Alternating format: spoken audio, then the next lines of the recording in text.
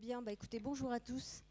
En tant que directrice de la bibliothèque universitaire, je suis très heureuse d'accueillir Jonathan Coe, auteur du Testament à l'anglaise et de numéro 11, auteur de nouvelles, d'essais, de romans. C'est une rencontre en fait qui a lieu dans le cadre des Assises internationales du roman.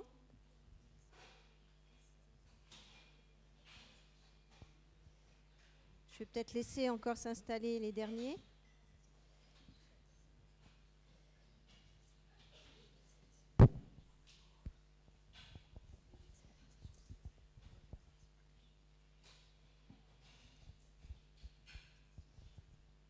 Oui, donc c'est une rencontre qui a lieu dans le cadre des Assises internationales du roman, qui est organisée par la Villa Gilet. En ce qui concerne la bibliothèque universitaire, c'est la 3e édition de notre collaboration avec la Villa Gilet. Alors, je ne serai pas très longue, je dirais que c'est une rencontre qui nous tient à cœur, puisque c'est une rencontre qui va rassembler des lycéens, des étudiants, des enseignants de l'université, un écrivain. Et c'est une rencontre donc, qui mobilise 2 lycées. Le lycée Hector Berlioz de la Côte-Saint-André, le lycée Simone Veil de Saint-Priest-en-Jarret. Les premières et secondes de ces lycées ont travaillé pendant une partie de l'année sur l'œuvre de Jonathan Coe, sur numéro 11. Cette rencontre est animée et modérée par 2 étudiantes en Master 2 d'études anglophones, Sarah Arcis et Lucie Bonnet. La traduction est assurée par une maître de conférence de l'université Jean Monnet, Madame Béchard-Léoté. Nous avons également une enseignante de l'ENS de Lyon, Madame Vanessa Guignery. Donc, vous voyez, il y a aussi des bibliothécaires dans la salle, donc une rencontre croisée. Et donc, je pense que les échanges vont être riches. Alors, je voulais remercier les enseignants qui se sont mobilisés, les lycéens, les étudiants qui sont présents. Je voudrais remercier aussi l'équipe de l'animation de la bibliothèque universitaire qui s'est là aussi fortement mobilisée pour que cet événement ait lieu.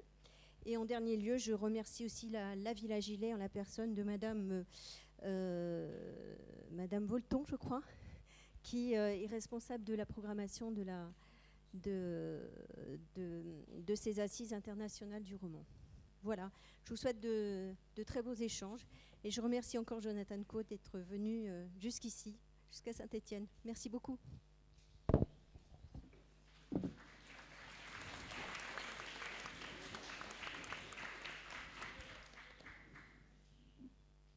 Donc bonjour à tous.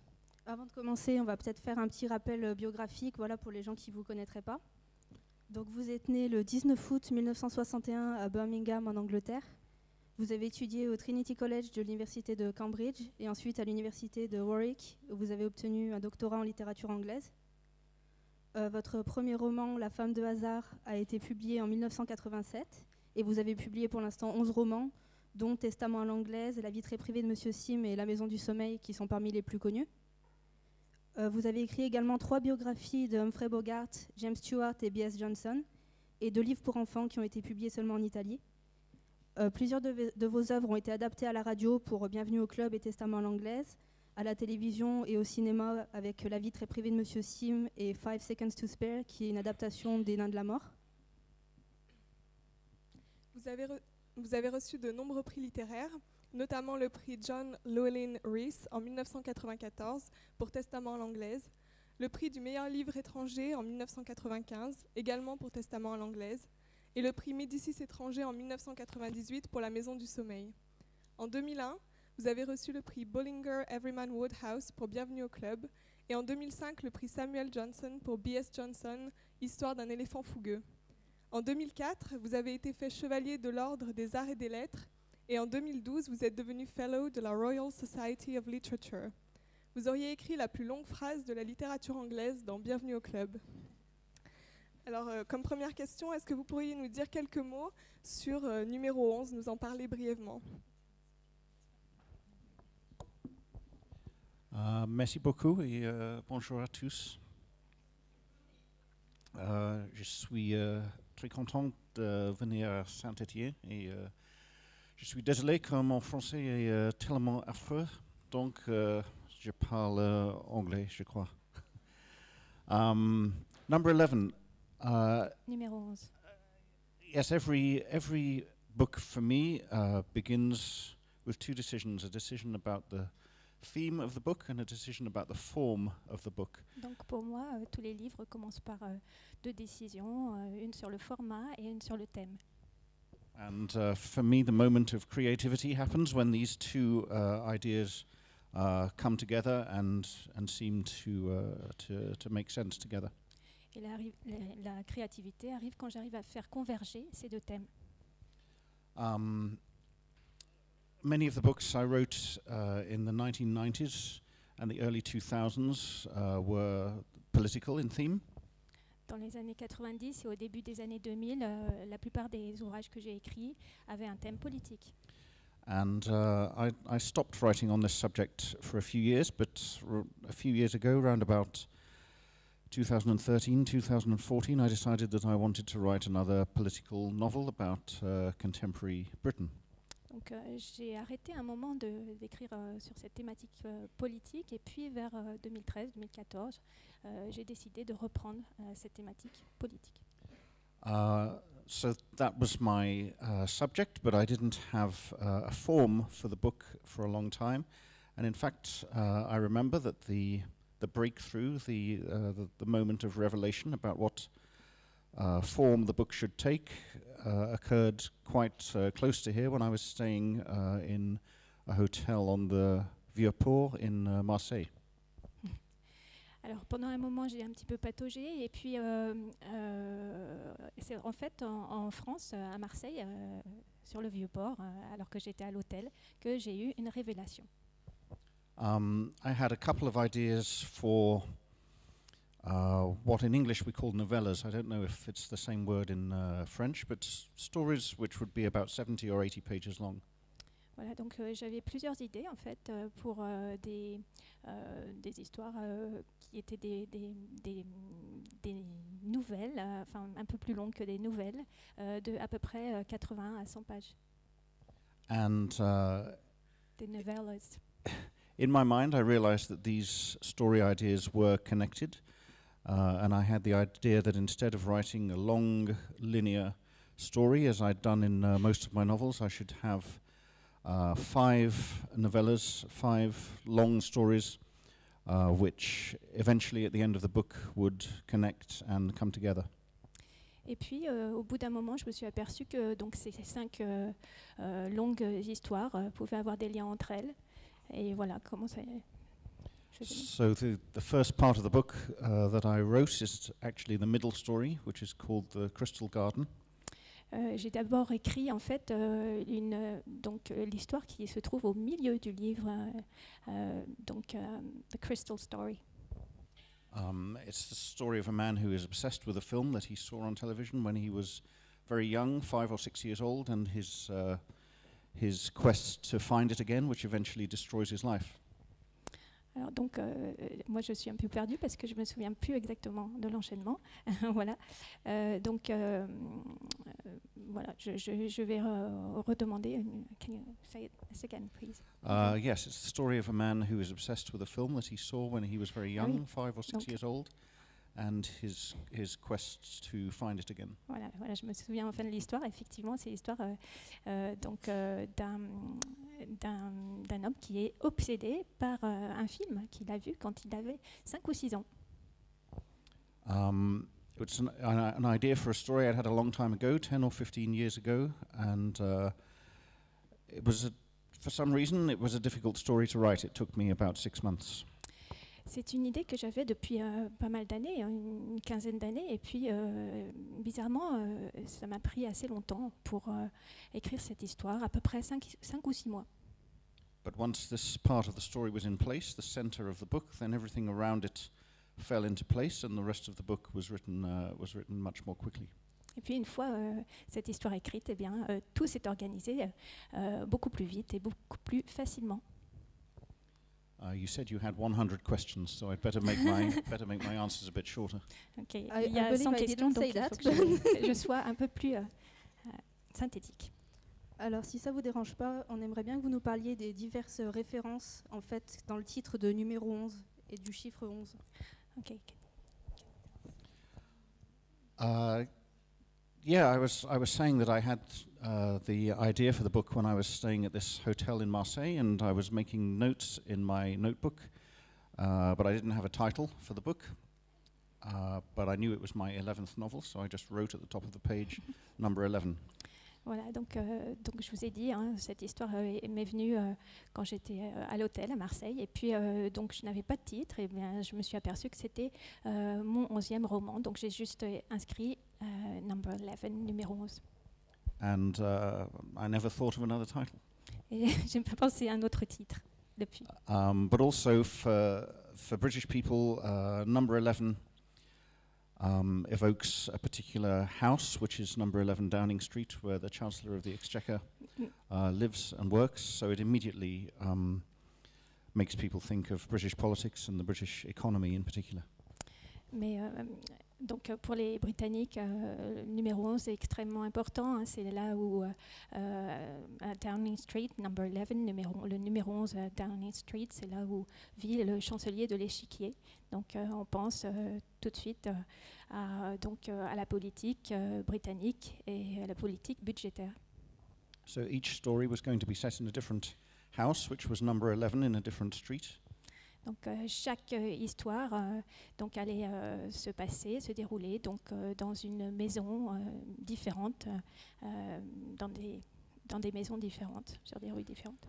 But then I was visiting my mother, who lives in Birmingham, and in Birmingham there is a very famous bus route called the number 11. Et puis j'ai rendu visite à ma mère à Birmingham, et puis je me suis aperçue qu'il y avait aussi cet itinéraire de bus à Birmingham, donc un itinéraire qui fait toute la ville et qui est très connu. And when I told my mother that I was writing a book called Number 11, she said, "Oh, is it about the bus?" Voilà. Et quand j'ai parlé à ma mère de Number 11, elle m'a demandé est-ce que c'était au sujet du bus. Which I thought was a very stupid idea, and then I went away and thought about it and thought, actually, no, it's a good idea. I could write a story which is about the bus. And so this gave me the idea that each story should be not about a different house, but about something different altogether. So the first one is the number of a house, then we have the bus, then we have the storage unit in Germany where the guy finally thinks he's found the film, and then we have the fourth story, which I think is the number of a table in a restaurant. Alors au début, j'ai pensé que c'était une réflexion un peu bête, et puis après, à la réflexion, je me suis dit non, c'était une très très bonne idée. Et puis, alors là, moi, je suis un peu perdue aussi parce que je me souviens plus de l'enchaînement de l'histoire. Et puis non, je me suis dit que eh bien, effectivement, il va y avoir une histoire au sujet du bus, une histoire au sujet d'une autre maison, et puis voilà, et puis encore autre chose. But there's no symbolic significance to the number. Some very ingenious critics have found numerological explanations for why I use the number 11, but they're all invented. Mais bon, il n'y a rien de symbolique dans les nombres. Alors effectivement, les critiques s'épanchent beaucoup sur cette obsession pour les nombres, mais non, voilà, ce n'est pas le cas. Beaucoup de titres de vos livres sont tirés d'autres œuvres, par exemple de films, Testament à l'anglaise dont le titre original est What a Carve Up, de musique pour La pluie avant qu'elle ne tombe, de romans, La maison du sommeil, ou bien encore d'articles, par exemple l'article que James Wood a écrit sur Toni Morrison qui a inspiré le titre de La vie très privée de Monsieur Sim. Pourquoi ce choix? I think titles are very important. A book can be destroyed by having an unmemorable title or a title that's not appropriate. Les titres sont extrêmement importants, et c'est vrai qu'un titre peut faire la réputation ou non, ou défaire la réputation d'un livre. Normally I think of the title before I start writing the book, And it's always an important moment for me when I choose the title, because a good title makes me think that if I'm lucky, I might write a good book. D'habitude, effectivement, je choisis d'abord le titre, et puis si j'ai un bon titre, eh bien, je me lance et normalement j'écris un bon ouvrage, mais là c'était pas le cas. So I always try to look for a title which has a certain resonance, a certain musicality, and often a title which is already in the public domain comes preloaded, if you like, with that kind of resonance. Donc pour moi, effectivement, la musicalité du titre est extrêmement importante. Et puis ensuite, il acquiert sa propre signification. It's also, it can be useful to choose titles which are easy to translate. C'est aussi important, effectivement, de choisir un titre qui puisse être traduit facilement. Il y a aussi, j'ai oublié de le mentionner là, l'histoire du domaine public. Il faut que le titre n'ait pas été donc pris par un autre auteur. When I chose the title What a Carve Up, I thought it was a great title, but I actually realized it was a disaster because it can't be translated into any other language. Et effectivement, pour What a Carve Up, qui est une expression britannique, c'était extrêmement difficile de le traduire dans d'autres langues, donc c'était un désastre. Donc en français, ça a donné testament à l'anglaise. Even The Terrible Privacy of Maxwell Sim, I thought would be an easy title to translate, but it turned out to be very difficult because it appears that English is the only language which has this word privacy. Et même pour The Terrible Privacy of Maxwell Sim, donc c'était pas un bon choix finalement, parce que je me suis aperçue que l'idée de vie privée, privacy, donc était un mot finalement très très britannique et difficile à traduire. Donc en français, c'est, je regarde ma liste. C'est devenu la vie très privée de Monsieur Sim.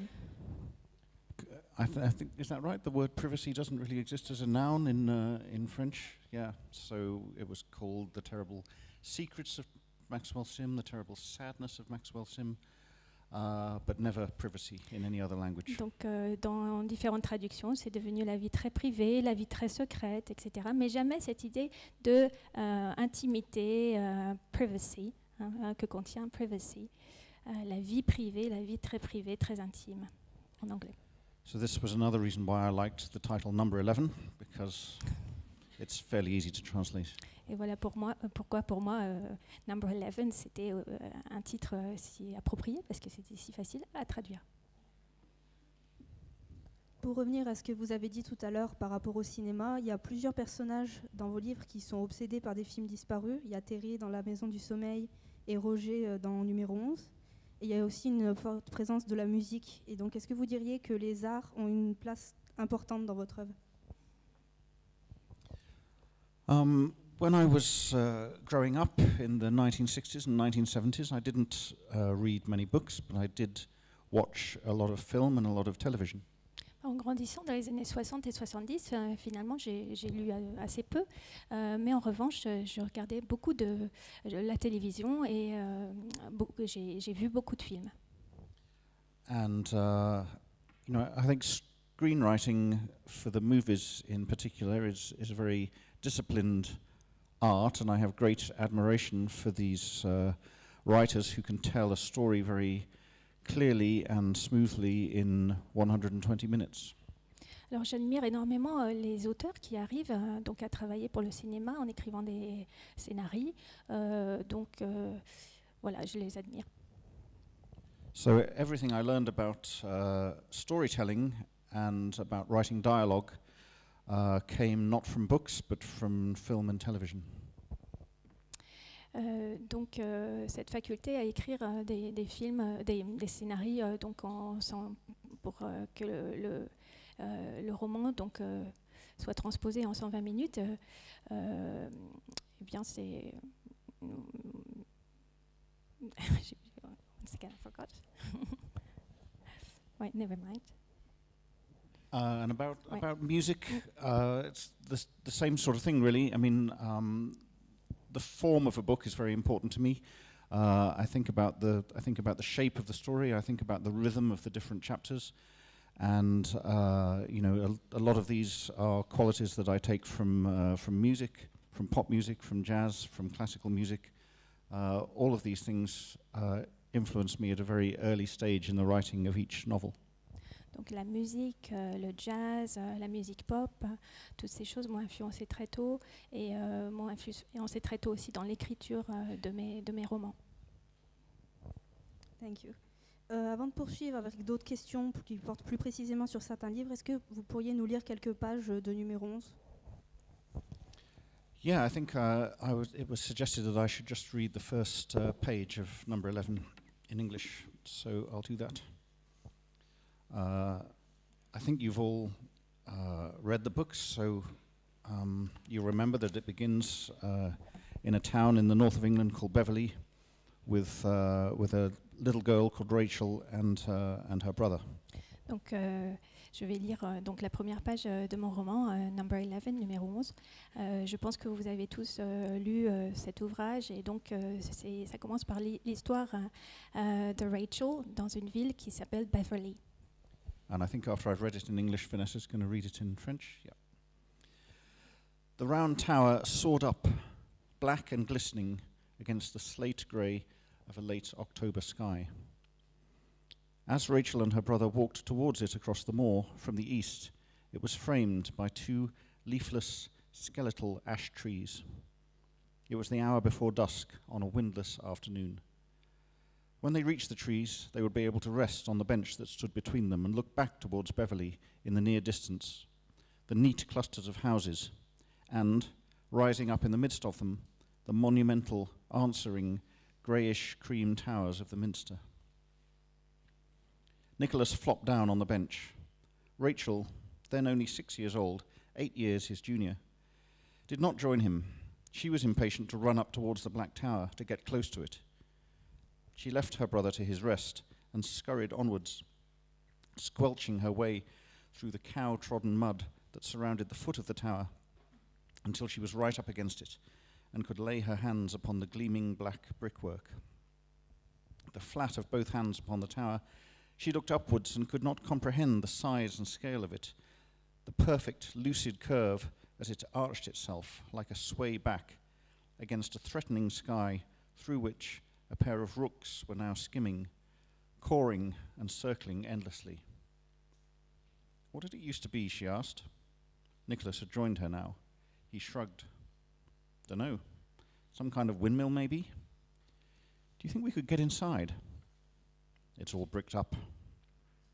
There was a circular wooden bench running all around the base of the tower, and when Nicholas sat there, Rachel sat beside him and stared up into his pale, unresponsive blue eyes, which for all their coldness only made her feel how lucky she was, how blessed to have an older brother like this, so handsome and confident. She hoped that one day her hair would be as blonde as his, her mouth as shapely, her skin as downy and clear. She nestled against his shoulder as close as she dared. She didn't want to be a drag upon him, didn't want him to become too aware that, in this strange and unfamiliar town, he was the only thing that made her feel safe.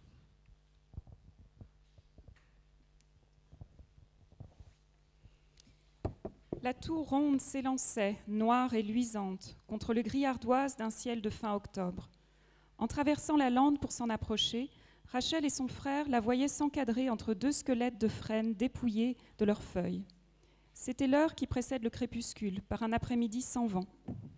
Lorsqu'ils parviendraient au niveau des deux arbres, ils pourraient se reposer sur le banc placé entre eux et se retourner pour voir du côté de Beverley, à une courte distance, les maisons sagement groupées au cours desquelles se dressaient les tours monumentales de Minster, deux tours grèges qui se répondaient.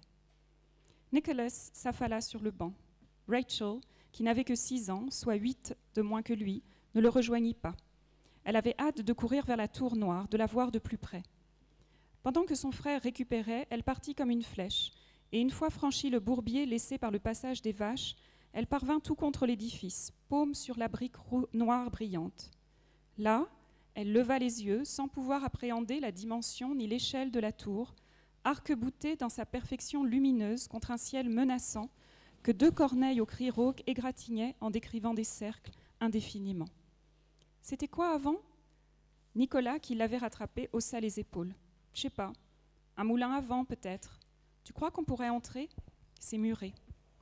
Un banc circulaire entourait le pied de la tour, et lorsque Nicolas s'y assit, Rachel prit place à côté de lui et leva les yeux pour croiser son regard bleu clair peu communicatif, qui, malgré toute sa froideur, lui donnait le sentiment d'avoir de la chance, d'être bénie des dieux, elle, la petite sœur d'un frère si beau, si sûr de lui. Elle espérait qu'un jour, ses cheveux seraient aussi blonds que ceux de son aîné, sa bouche aussi bien dessinée, sa peau aussi duveteuse, son teint aussi uni. Elle se blottit contre son épaule au plus près. Elle ne voulait pas lui peser, ne voulait pas qu'il s'aperçoive que dans cette ville inconnue, peu familière, elle voyait en lui le seul garant de sa sécurité. Merci beaucoup. Donc, les thèmes de la folie et de l'obsession sont très présents dans vos livres. Est-ce que vous diriez que c'est essentiel à votre style ? The theme of obsession. Well, I have a friend who is a psychiatrist. Dans les thématiques de l'obsession, eh bien, j'ai un ami qui est psychiatre. And once, when we were having a conversation, I made the mistake of asking him what kind of personality he thought I had. Et un jour, quand on parlait ensemble, j'ai eu la très mauvaise idée de lui demander quelle personnalité j'avais, selon lui. I thought he would think for a long time and then give me a very complicated answer. Je pensais qu'il allait me fournir une réponse très détaillée. But in about 1 second, he said obsessive. Mais une seconde après, il m'a dit que j'étais obsessionnelle. So obviously I'm drawn to the theme of obsession because I have an obsessive personality. Ben voilà, vous avez tout compris, j'ai une personnalité obsessionnelle, donc je suis intéressée par les obsessions. But I think I'm also a very rational person. Mais je suis aussi très rationnelle. And one of my deepest fears, I suppose, is the possibility of losing your reason and not being able to see the world clearly for what it is. Et une de mes plus grandes obsessions, en fait, c'est de perdre la raison et de ne pas avoir une vision lucide du monde. So the fact that there's a lot of madness in my books is partly an expression of that fear. Et le fait qu'il y ait beaucoup de folie dans mes romans fait sans doute partie de cette crainte. And partly a comment on society whenever society itself becomes mad and loses touch with reason, which of course happens all the time. Mais c'est aussi, ça reflète aussi la société qui devient elle aussi folle et voilà. Le personnage de Phoebe, par exemple, qu'on avait retrouvé dans le Testament à l'anglaise comme une personne normale, revient dans numéro 11 en tant que folle à l'oiseau. Et d'ailleurs, il y a beaucoup de personnages qui apparaissent dans plusieurs de vos livres. Donc, est-ce que vous pourriez nous expliquer comment ils sont connectés entre eux ? In number 11, Phoebe, of course, is not really mad. She's seen that way because she has an unconventional appearance, and the first time that the little girls meet her, they're very frightened by her.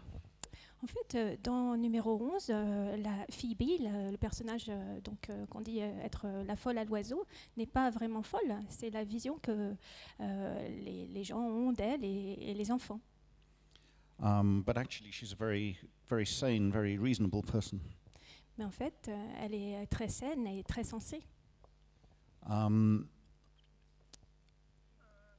Some of my books are more closely connected than others. Number 11 is very closely connected to my novel Testament à l'anglaise. I wanted to return to the themes of that book, and it seemed a good way to do it, to also return to the characters.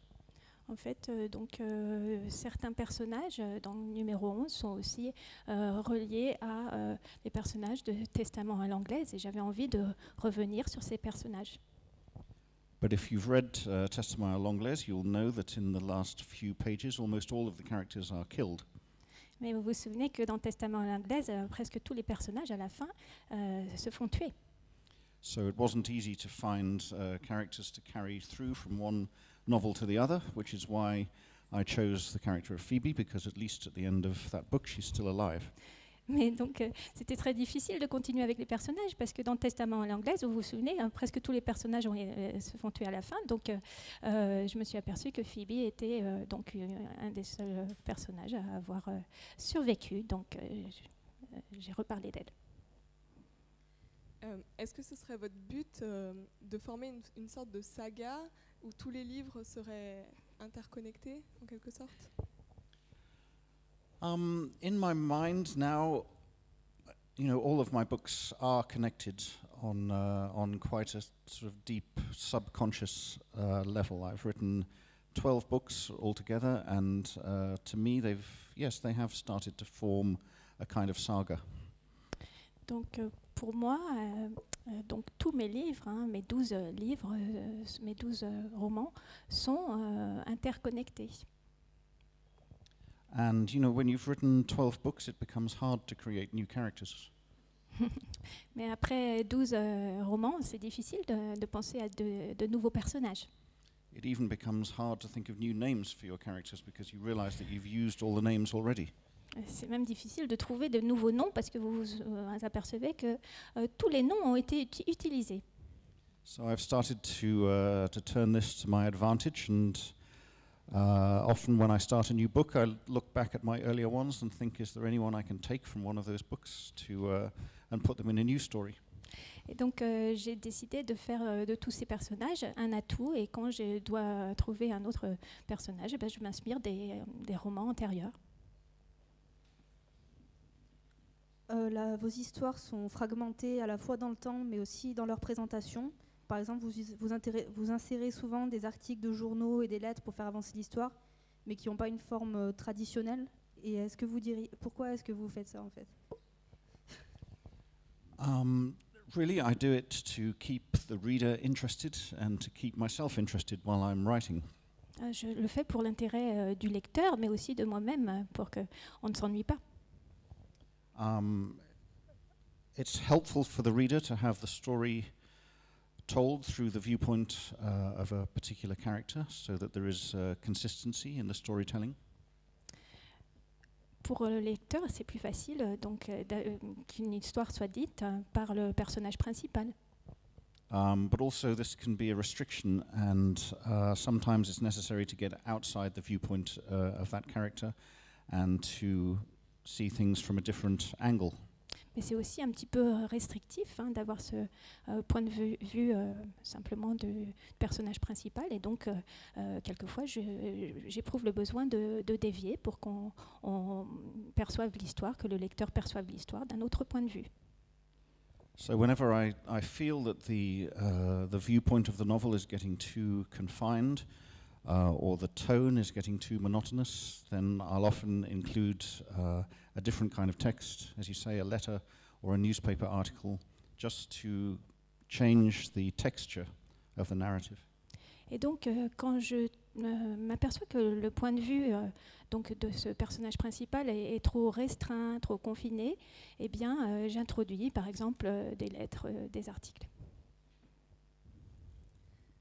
Le passé tient une place vraiment importante dans votre œuvre.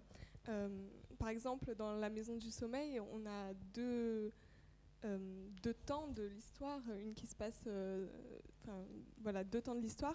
Est-ce que vous diriez que c'est important pour vous de raconter une histoire qui a 2 aspects, un plus présent et un qui serait plus passé?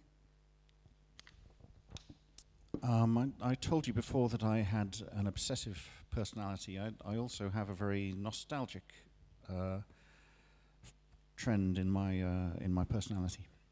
Je vous ai parlé tout à l'heure de ma personnalité dite obsessionnelle, mais j'ai aussi une personnalité, je suis beaucoup dans la nostalgie.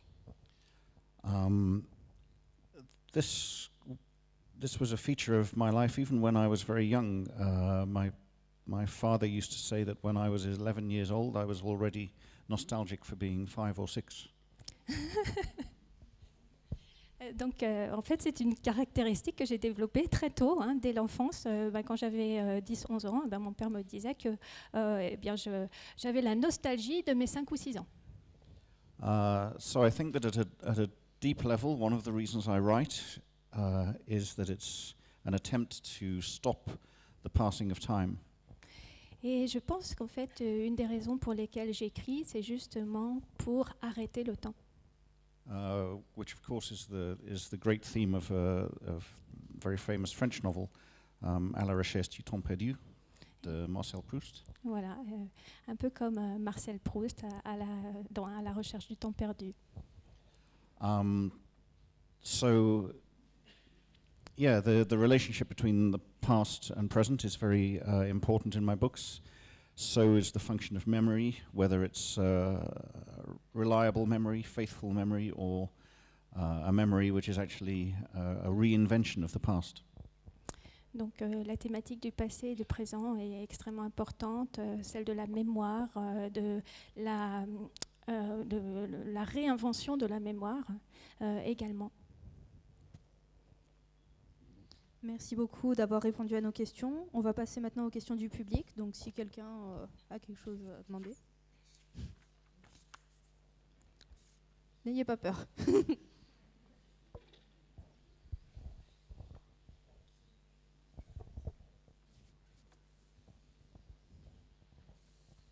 Yes.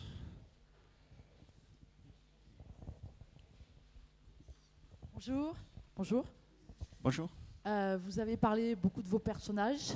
On a ressenti quand même un petit peu peut-être un attachement, une certaine tendresse. Donc je voulais savoir s'il y avait d'abord des personnages que vous aimiez plus que d'autres. Et puis aussi, est-ce qu'il vous arrive d'avoir des dialogues intérieurs avec vos personnages ou d'imaginer peut-être qu'un jour, vous auriez à leur rendre des comptes. C'est Paul Auster qui a écrit dans le Scriptorium. Il imagine un écrivain, un auteur qui se retrouve confronté à ses personnages. Est-ce que vous avez imaginé un jour que vos personnages pourraient peut-être vous faire des récriminations par rapport aux histoires que vous avez imaginées pour eux? Well, this actually happens in one of my books, in the last chapter of La vie très privée de Monsieur Sim. Eh bien, ça arrive dans un des derniers chapitres de La vie très privée de Monsieur Sim. The main character, Maxwell Sim, encounters an author on a beach in Australia and realizes that it's the author who is writing his own story. Vous vous souvenez que donc dans La vie très privée de Monsieur Sim, à la fin, donc Maxwell Sim rencontre un écrivain et s'aperçoit que c'est l'écrivain qui est en train d'écrire sa vie. And I wrote this chapter because it's become very clear to me over the years that at a certain point in the writing of a novel, the invented characters become more real to me than the people around me. Et au fil des années, je me suis aperçue qu'en fait, les personnages deviennent plus vrais que des personnages réels.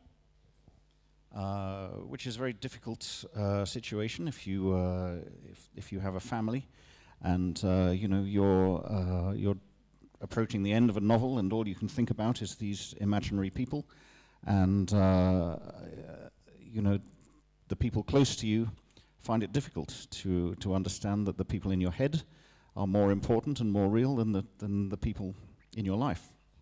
Mais vous savez, c'est assez difficile, cet état de fait, quand vous avez une vie de famille et que les membres de votre famille s'aperçoivent que les personnages sont beaucoup plus importants que les personnages réels de votre famille, par exemple.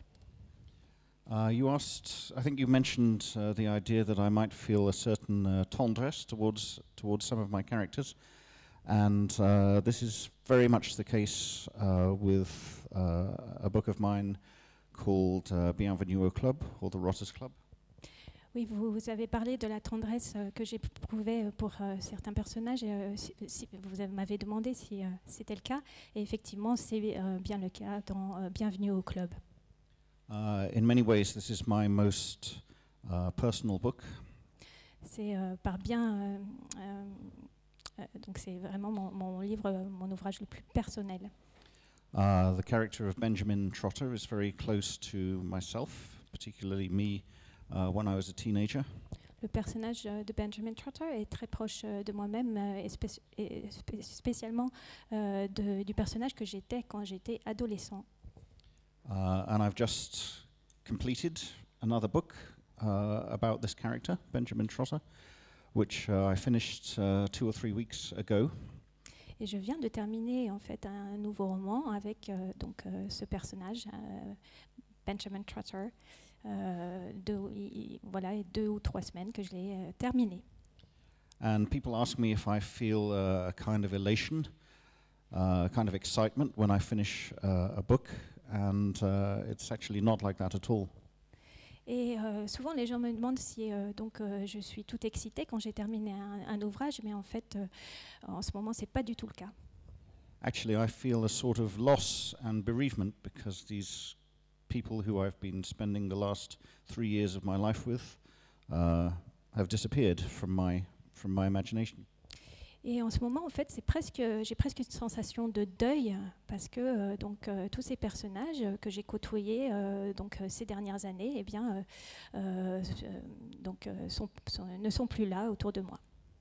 So I've said goodbye to Benjamin for the 3rd time because this is the 3rd book I've written about him. Bon, pour la 3e fois, j'ai donc dû dire au revoir à Benjamin parce que c'est la 3e fois que j'écris sur ce personnage. Maybe I'll write another book, but it won't be for, I don't know, 10 years or more, something like that. Peut-être que je vais écrire un autre roman, mais donc ce sera peut-être dans une dizaine d'années. And so, I'm already missing him. Il me manque déjà.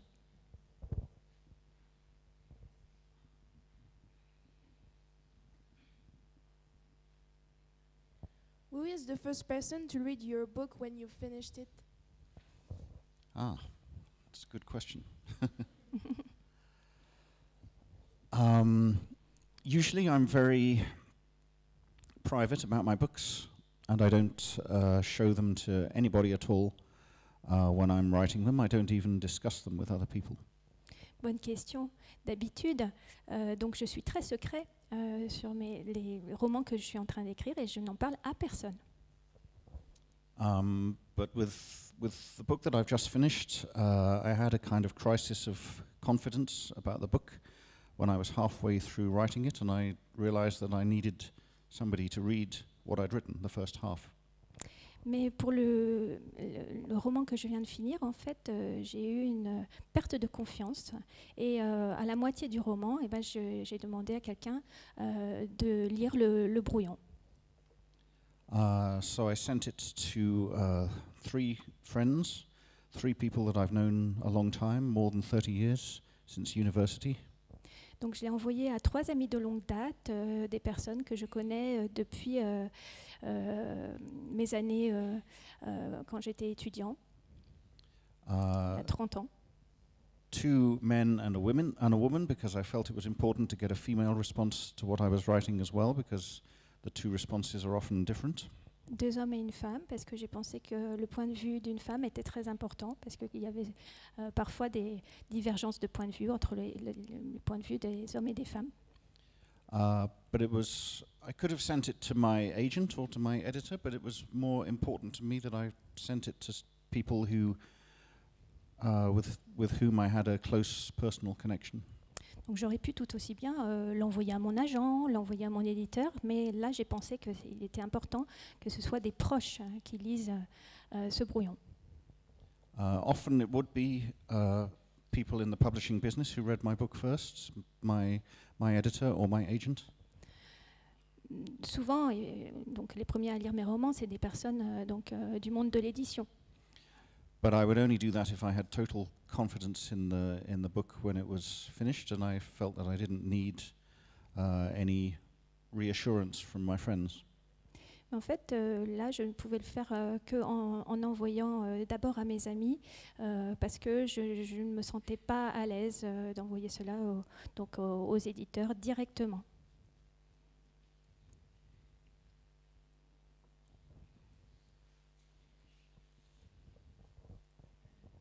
Do you like reality TV shows? Do I like reality TV shows? Have you read Number 11? Donc, est-ce que vous aimez la télé-réalité? Mais est-ce que vous avez lu numéro 11? Oui, parce que ça parle de télé-réalité en mal un peu. Yes. Well, then I think you know the answer to the question. I don't really like reality TV shows too much. Du coup, vous connaissez ma réponse à la question et vous savez que je n'aime pas la télé-réalité. One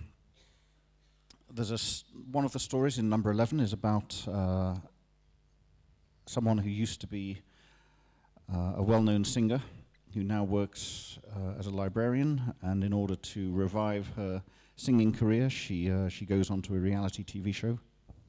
Vous vous souvenez de ce personnage dans le numéro 11 qui avait été une chanteuse célèbre, lancée par la télé-réalité, et puis qui doit travailler comme bibliothécaire et essaie de relancer sa carrière.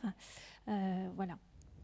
And she's in the Australian jungle, and she has to do a lot of disgusting things like eating insects and crawling into caves full of snakes and spiders. Et donc vous vous souvenez que du coup, pour relancer sa carrière, elle rejoint donc un programme de télé-réalité et elle doit aller en Australie et manger toutes sortes de choses dégoûtantes dans la jungle australienne. But to me, it's not really that aspect of it which is the cruel thing about reality TV. Mais pour moi, ce n'est pas ce qui est le plus cruel dans la télé-réalité. It's more that she puts herself completely at the mercy of the people who are directing and editing the show. C'est plutôt le fait qu'elle devienne vraiment à la merci des organisateurs de ce programme de télé-réalité. So she's no longer in control of her own story and indeed of her own life. Qu'elle ne puisse plus contrôler son histoire personnelle et sa vie. She thinks that if she behaves naturally and just presents herself as she really is, then the public will start to like her because she's a nice person. Elle pense qu'en fait, en étant elle-même, elle serait beaucoup plus appréciée par le public de ce programme de télé-réalité. But all her interactions with the other people on the show are very carefully edited and shaped to make her look like the villain. Mais les organisateurs de la télé-réalité, au montage, coupent tous ces dialogues pour qu'elle devienne le personnage maudit de ce programme de télé-réalité. So this is what makes me uncomfortable about reality TV, that I think it can be a dishonest form of program making because it presents something that claims to be real life, but in fact it's as carefully shaped and manipulated as any fiction. C'est pour ça que je n'aime pas, que je suis mal à l'aise par rapport à la télé-réalité, parce que c'est une fiction qui est complètement montée de toutes pièces.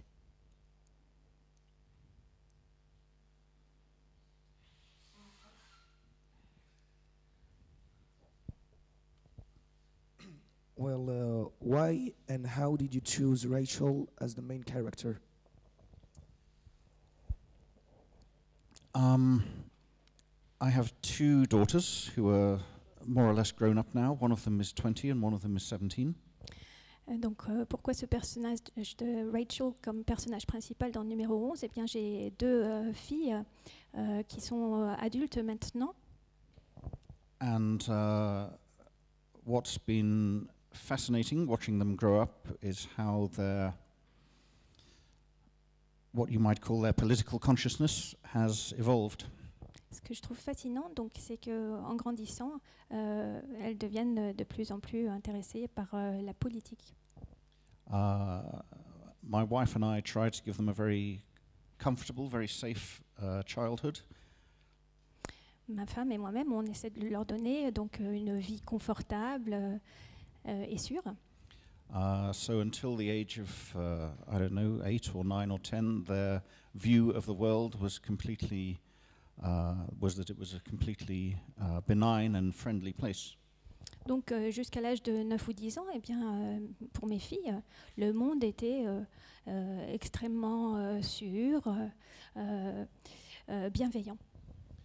Then of course they start to watch the news on TV, bad things start to happen to them at school, and they begin to realize that actually the world is full of injustice.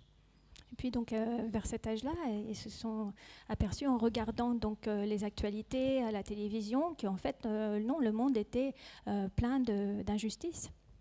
And I wanted to write about politics and things that had happened in the UK in the last few years, but somehow to make my presentation of this material fresh, so that the reader was seeing these events through a new pair of eyes. Alors c'est vrai que je voulais de nouveau écrire sur la vie politique britannique, et il m'a semblé qu'avoir donc ce regard d'enfant sur l'actualité était intéressant, allait donc donner un coup de jeune à mon approche politique. And I thought that the way to do that might be to take two girls, two female characters like my daughters, and to show this process of gradual disillusionment and realization about what the world is really like.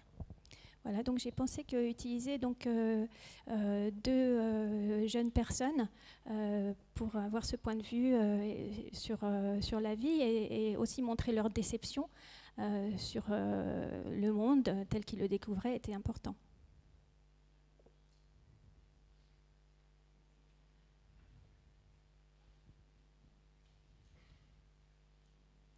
Why did you use epigraph? We didn't hear it. Why did you use epigraph? Ah.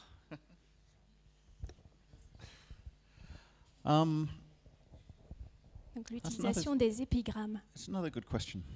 Ce n'est pas une bonne question. Because you can.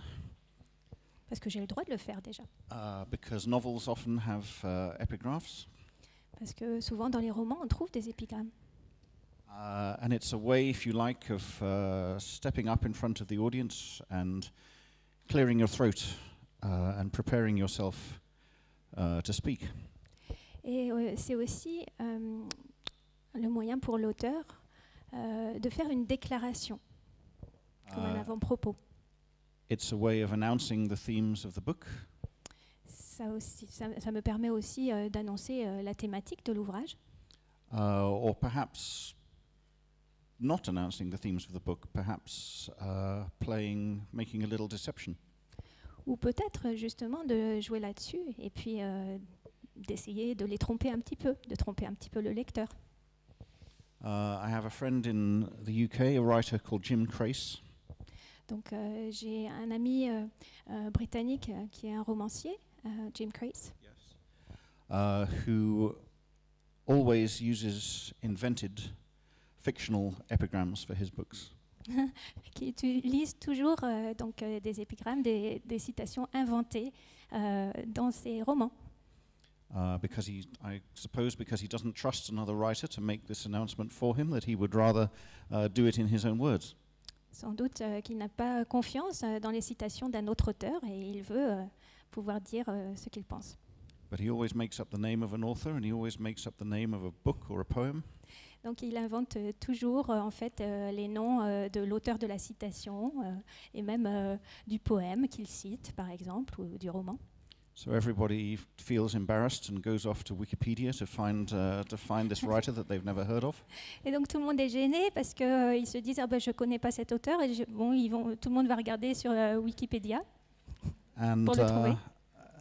You know, I like this idea that it's a mischievous way to play with the idea of an epigram. Donc moi j'aime cette idée assez coquine de travailler avec des fausses citations, des épigrammes. And I suppose in a way it was my own sort of joke to make the epigram to number 11 from one of my own novels. Et pour moi, c'était aussi une plaisanterie de faire référence à un de mes romans au début de numéro 11. I was thinking of a quotation from Oscar Wilde.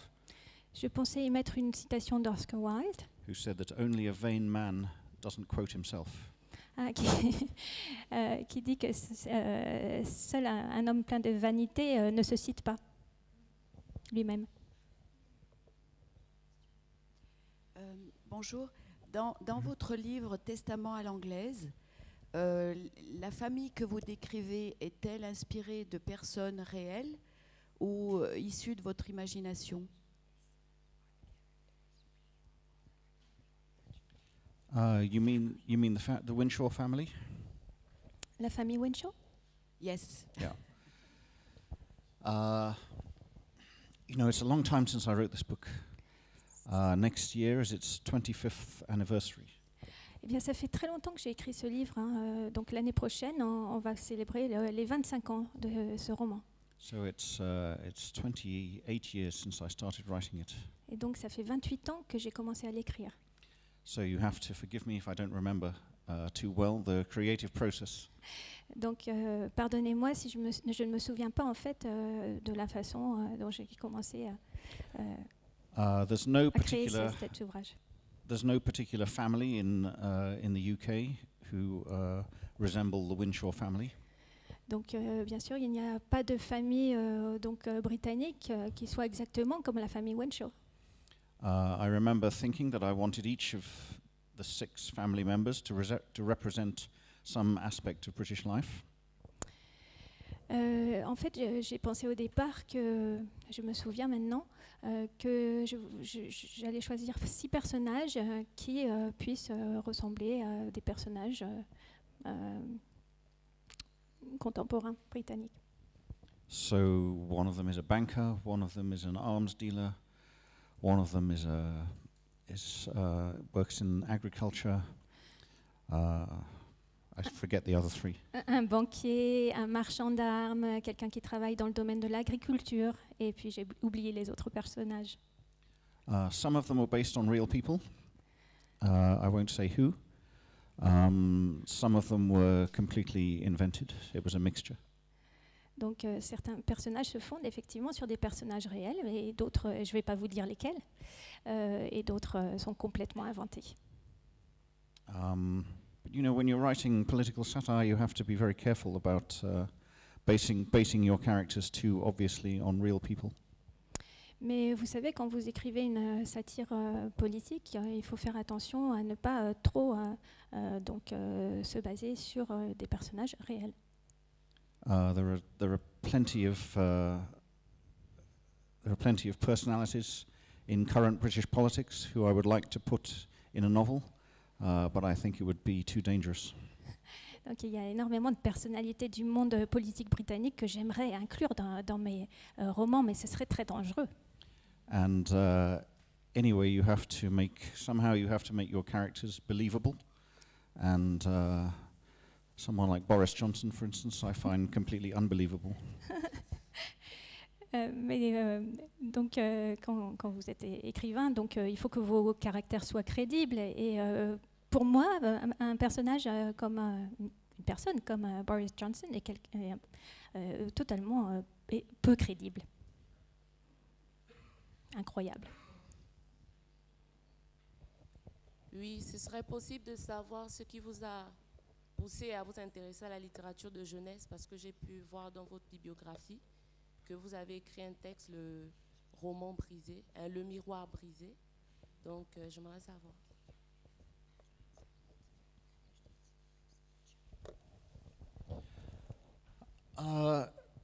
The Broken Mirror is kind of related to Number 11. Both books are about young girls becoming more and more understanding of the world around them. Both are kind of political coming-of-age novels. Donc, en fait, il y a un lien entre le miroir brisé et numéro 11. Ce sont, dans les deux, il y a donc l'histoire d'une jeune personne qui va vers l'âge adulte. The Broken Mirror was an idea I'd had for a book when I was much younger, a children's book that I started writing when I was 22 or 23. Donc, le miroir brisé, c'est l'idée d'un ouvrage que j'ai eu quand j'étais beaucoup plus jeune, vers l'âge de 22 ans. And I found the manuscript and I read it again and realized that the book I'd written didn't work, but I liked the central idea of somebody finding a piece of mirror which reflected an alternative reality. J'ai retrouvé puis relu donc le manuscrit le premier jet et pour le miroir brisé, écrit à l'âge de 22 ans, et je me suis aperçue que bon, l'histoire ne fonctionnait pas complètement, mais que donc cette histoire au sujet d'une jeune adulte pouvait fonctionner. My novels tend to be very complicated and often quite long, and they have complicated structures. Mes romans sont très complexes et souvent très longs, donc leur structure est très compliquée.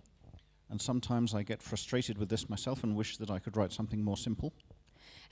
Parfois, même moi, je suis frustrée par cet état de fait et j'aimerais écrire de manière plus simple.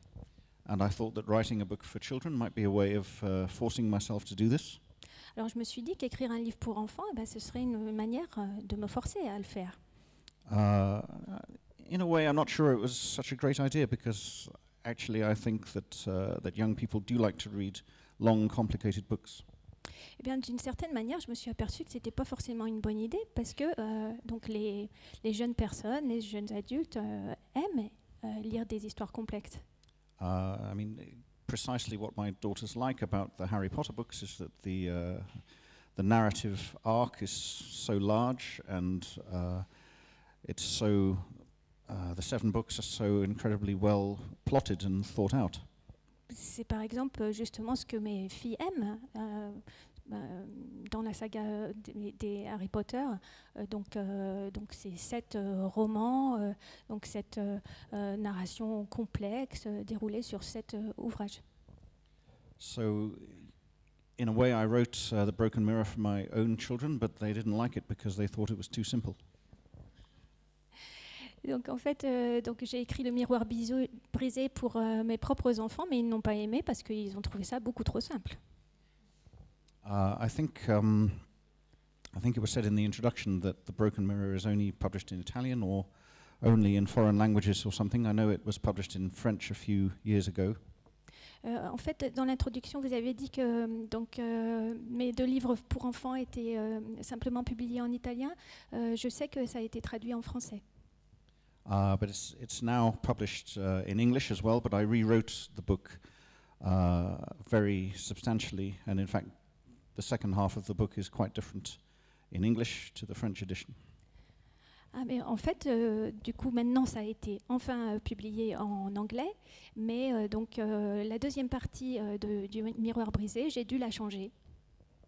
The English version was rewritten after the election of Donald Trump, which made me feel even more pessimistic about the world. Donc, ce deuxième jet, je l'ai réécrit après l'élection de Donald Trump, une élection qui m'a fait penser que le monde était encore plus avoir une vision encore plus pessimiste sur le monde. On a le temps pour une dernière question, du coup, avant la séance de dédicace.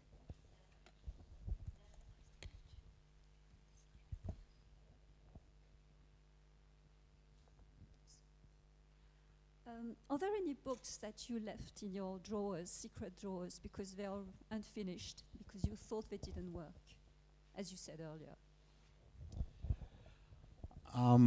Not for 33 years, something like that.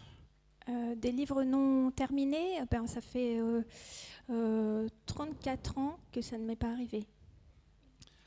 You know, like a lot of writers, I started writing when I was very young, and I wrote my first long story when I was 8 years old, and then carried on writing longer and longer books when I was a teenager. Et comme beaucoup d'écrivains, en fait, j'ai commencé à écrire très tôt, à partir de l'âge de 8 ans, et puis mes récits sont devenus de plus en plus longs. None of these books have been published. One of them I hated so much when I read it again that I burned it, which was a very dramatic way of destroying it. Bien sûr, aucun de ces livres n'ont été publiés, et même j'en ai fini avec un d'une manière assez dramatique, puisque j'ai décidé de le brûler.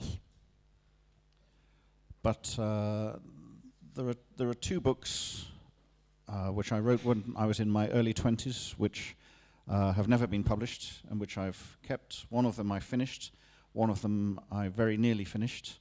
I abandoned when it was about 3/4 finished. Mais il y a 3 livres donc, que j'ai écrits au début de ma vingtaine,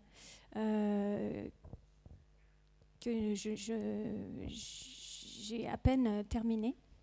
One of them I finished and one of Et them voilà, I nearly finished. j'en ai fini un et l'autre à peu près. But everything, every book that I've started writing since then, I think I've finished and has been published. Mais depuis, tous les livres que j'ai écrits, eh ben, je les ai terminés et ils ont été édités. You know, it's a great fear of mine, as it is for all writers. I think that you might spend 3 or 4 years writing a book and then realize that it just isn't working, and it can easily happen. En fait, c'est une de mes grandes craintes, hein, de travailler 3 ans sur un ouvrage et de ne pas pouvoir le publier. But luckily, it hasn't happened to me so far. But with each book, the possibility occurs to me that it's not going to work and it will have to be abandoned.